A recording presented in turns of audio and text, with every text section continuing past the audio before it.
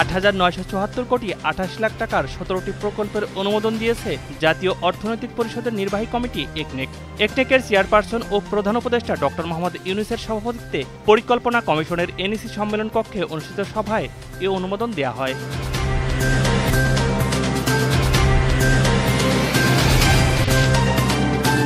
শেখ হাসিনার ভাগ্নি ও যুক্তরাজ্যের লেবার পার্টির এমপি টিউলিপ সিদ্দিক এবং তার আইনজীবী নিজেদের দেশকে ছোট করেছেন বলে মন্তব্য করেছেন দুর্নীতি দমন কমিশনের চেয়ারম্যান মোহাম্মদ আব্দুল মোমেন।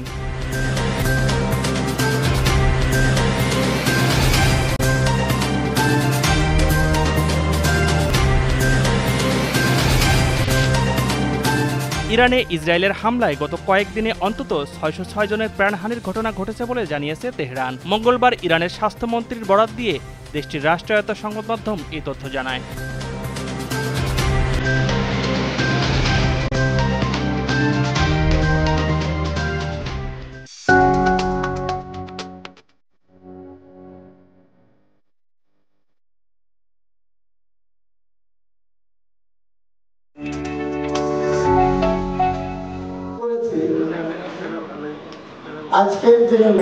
একটি গোষ্ঠী অতীতে চট্টগ্রাম বন্দরকে ব্যবহার করে নিজেরা সুবিধা নিয়েছে ও লাভবান হয়েছে। তারা দেশ ও জনগণের কল্যাণে কোনো কাজ করেনি। এই মাফিয়া চক্র এখনও সক্রিয় আছে। তাদের ঐক্যবদ্ধ প্রতিরোধ গড়ে তুলতে সবার প্রতি আহ্বান জানান Chittagong city mayor doctor Shahadat Hossain.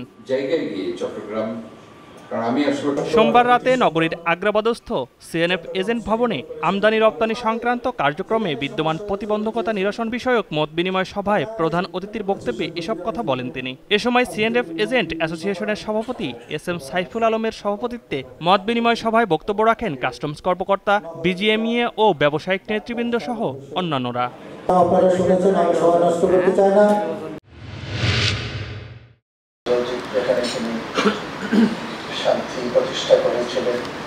সাম্প্রদায়িক সম্প্রীতি ও সন্ত্রাসবাদ প্রতিরোধে চট্টগ্রামে অনুষ্ঠিত হল ব্যতিক্রমী আলোচনা সভা। ইসলামিক ফাউন্ডেশনের আয়োজনে সকালে সার্কিট হাউসে এ আলোচনা সভা অনুষ্ঠিত হয়। এ সময় জেলা প্রশাসনের অতিরিক্ত জেলা ম্যাজিস্ট্রেট সৈয়দ মাহবুব হক ও ইসলামিক ফাউন্ডেশনের বিভাগীয় পরিচালক সরকার সারওয়ার আলম গুরুত্বপূর্ণ দিক নির্দেশনামূলক বক্তব্য রাখেন। বক্তারা সাম্প্রদায়িক সম্প্রীতির মাধ্যমে পারস্পরিক শ্রদ্ধা, সহনশীলতা এবং সহানুভূতি গড়ে তোলার আহ্বান জানান।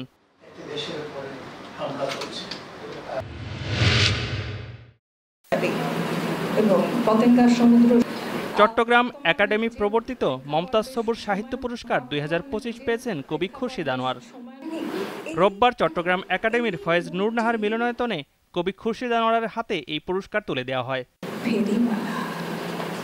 এ সময় উপস্থিত ছিলেন একাডেমির পরিচালক ডক্টর আনোয়ার আলমের সভাপতিত্বে একাডেমির প্রতিষ্ঠাতা সংগঠক রাশেদ রউফের পরিচালনায় অনুষ্ঠানে বক্তব্য রাখেন সাহিত্যিক শিক্ষাবিদ professor doctor Mohidul Alam, Bangla academy সাহিত্য পুরস্কার প্রাপ্ত কথা সাহিত্যিক বিশ্বজিৎ চৌধুরী, প্রাবন্ধিক কবি নাট্যকার অভিক ওসমান সহ অন্যান্যরা। আমাদের মতো যারা লেখালেখি করে তাদেরকে মূল্যায়ন করছেন এই পুরস্কারের মাধ্যমে।